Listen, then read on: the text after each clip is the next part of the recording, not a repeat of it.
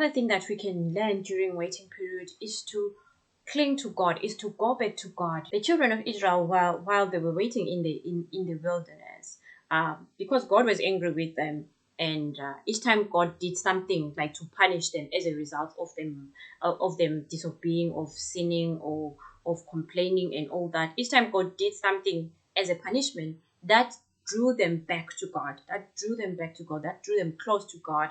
They drew them back to seeking God. Drew them back into seeking God. They went back into seeking God. So that's the other thing that you learned during your waiting period, is to seek God. But however, this Psalm 78, it also says that God says that while they were going back to seek Him, they were flattering. They were not seeking Him sincerely. They were just saying things in their mouth that they did not mean. They were just saying it because they were feeling that feeling at that time. They were feeling that pressure. They were feeling that pain. So they were saying things. They were making promises to God. They were saying different things that they did not mean actually in their hearts. So that made God angry as well. That you are saying things with your mouth, but you are not sincere. You don't mean those things in your heart. So we have to learn to be sincere with God.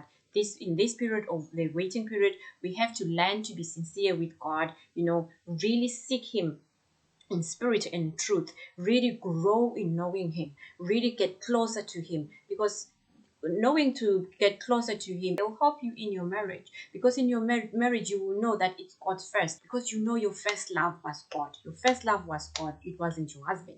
Your first love was God. It wasn't your children. So you not let anything move you away from God. Your foundation with God will be very strong, because God is our first love. So it's important that you make God your first love during this waiting period. It teaches you to embrace Him as your first love, so that all this love that comes after, that marriage comes with, which is the husband, which is children, which is in-laws, which is other people that maybe your husband or your wife will be knowing. So those people, you might know them as well. Everything else is second. God is first. But if you have not built that relationship with God during your waiting period, or during your waiting period, before you met your spouse or before you have children and everybody else, you can be moved from your stand. You can be moved from your stand with God. But if you've developed that really sincere love for God, that sincere desire for God, to know God, to seek God, then you will not be shaken. Even if you end up in the wrong marriage, you will know that now you are in the wrong marriage. You have to go back to God. You will not let that person move you astray. You not let that person lead you astray into ungodliness. The other thing we are learning from this Psalm 78 is that even though they did these things, God held Himself from His full wrath.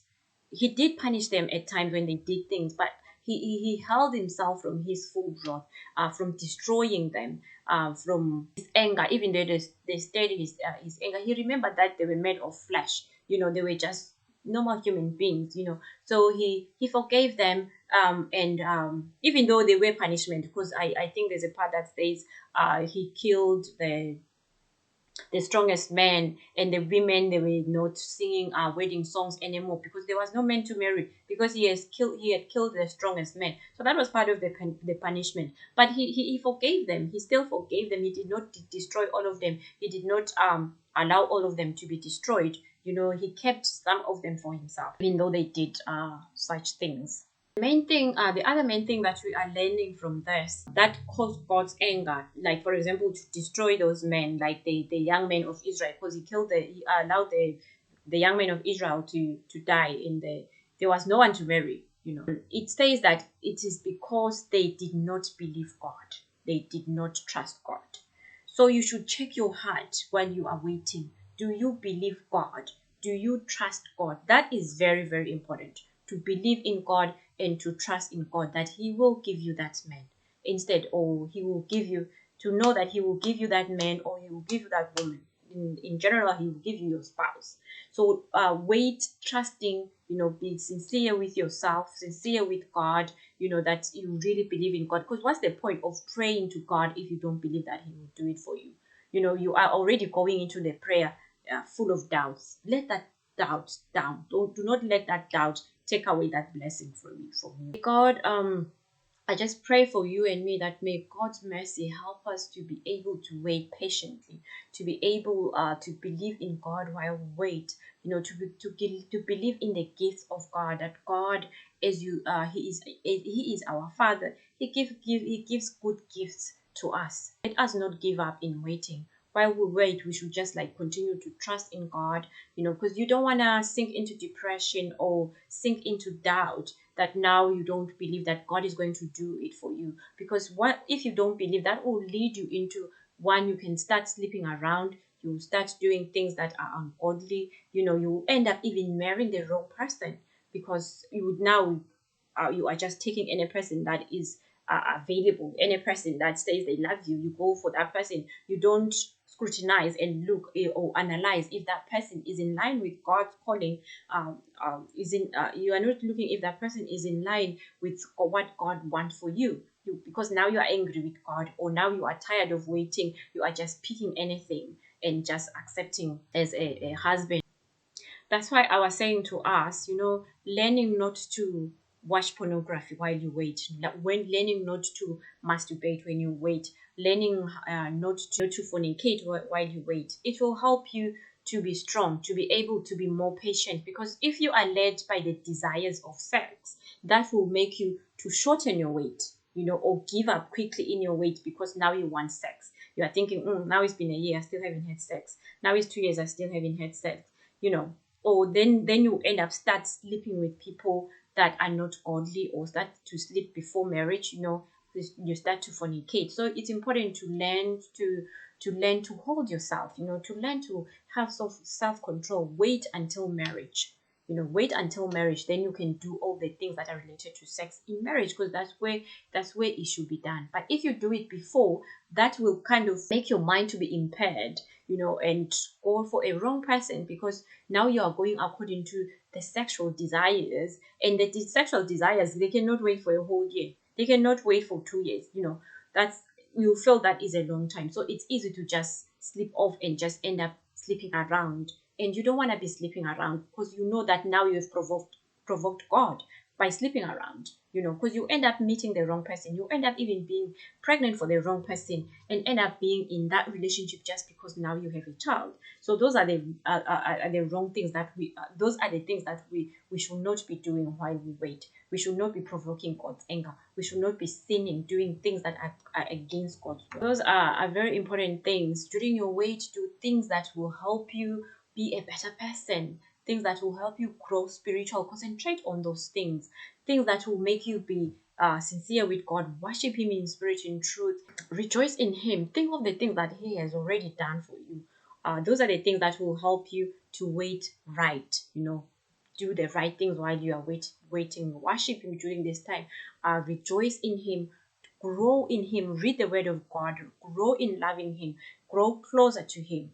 Those are the things that will help you to wait rightly. Those are the things that you can do while you are waiting for Him. It helps you to wait right. In this part, I just want to talk about things that will happen if you don't wait rightly. You wait carelessly. For example, I talked about pregnancy. You can be fornicating and be involved.